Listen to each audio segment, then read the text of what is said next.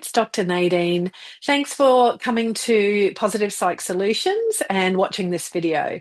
Today, I wanted to talk a little bit about stress.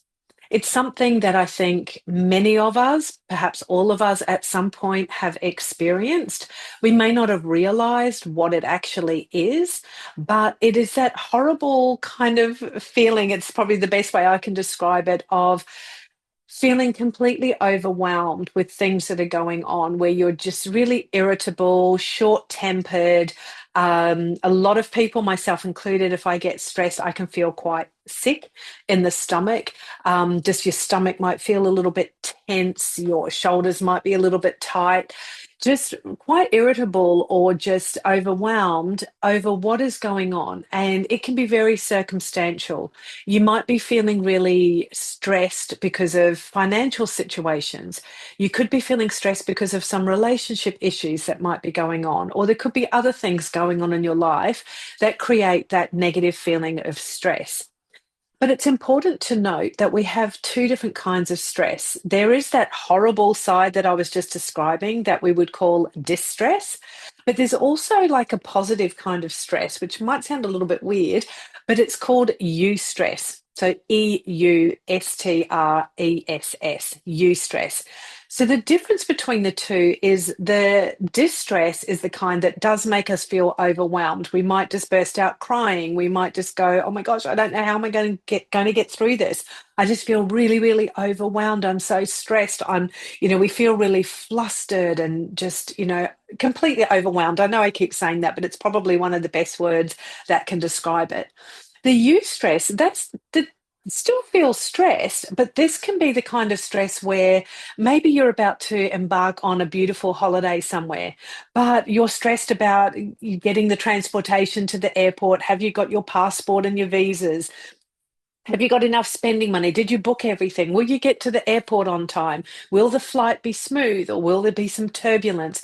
Did everything get planned for the other end of the holiday? Will the weather be nice? It's that kind of stress that initially it creates some tension or a little bit of overwhelm, but it is usually short term because the moment that you're on that plane, you're relaxed, and then you get to your location and you're relaxing or doing the enjoyable activities that you envisage, it's like, oh, this feels amazing. For those of you who have done exams, you have to take a test, or maybe it's an interview for some people. It's that like, oh my gosh, I'm feeling a little bit stressed about this, but it's connected to something in particular. And then once you get through that particular event, that stress then tends to dissipate. So there's a little bit of a difference between the two. I do have an ebook on some of my top stress management techniques, but just a couple of them that I'd like to share that I think are so easy, but really, really important.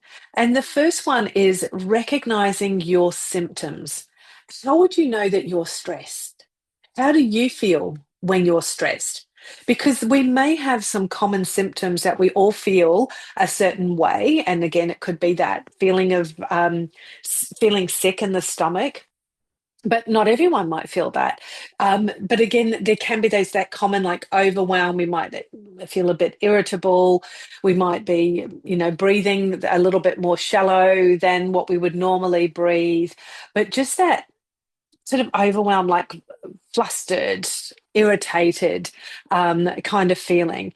How would you know if you had to describe how you feel stressed to somebody else? How would you describe it? Imagine the other person has never heard of stress. Like, what's stress? How does it feel? What does it look like?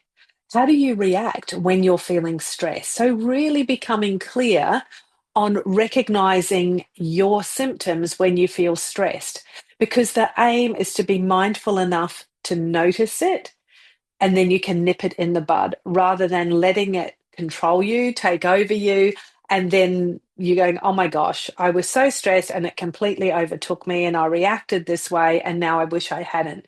Because then you get caught up in that as well as what it was that got you stressed in the first place. The second tip that I wanted to share is recognizing your stressors. What are the things that make you feel stressed? And maybe one of the examples that I use, and people have probably heard me use this example before, if you know that going to a big rock concert and going in the mosh pit is going to be really stressful for you, and you have to get on a bus or a train or some other form of public transport that is going to make you feel a little bit claustrophobic, and maybe you don't like feeling claustrophobic. If you know that that kind of environment is going to stress you out, then think about, do you really want to go? If you do, what are some of the things that you can do to try and be aware of that, but to protect yourself so that you're aware of it as you're going through it? And, one of the my favorite strategies for coping strategies is acceptance and commitment therapy. I've got a cheap ebook on that. It's available on Kindle. You can buy it through my website, or you can just look up other resources on acceptance and commitment therapy to be able to acknowledge, okay, so I know here I might feel a little bit overwhelmed. I might feel a little bit stressed, but I really, really, really want to go to this rock concert because it's my favorite band, or it's the opportunity of a lifetime, or whatever the case may be for you. So recognizing those things that get you stressed, your stressors, and then trying to be really proactive around how you approach them and the things that you can do to be able to deal with them.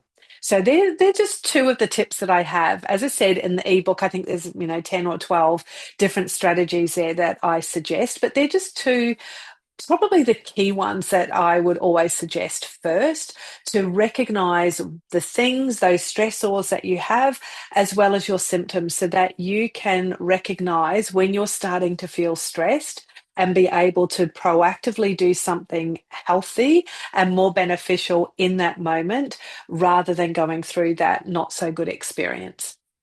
I hope they were helpful. Again, just some quick tips. If you would like some more quick tips or look at other resources, I have resources, full details about acceptance and commitment therapy in both of my books. They're both available on my website. They're available on Amazon and other bookstores worldwide.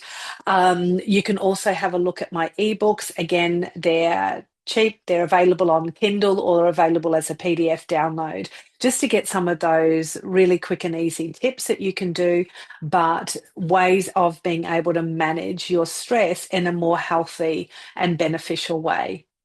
I look forward to seeing you on the next video. Thanks for stopping by.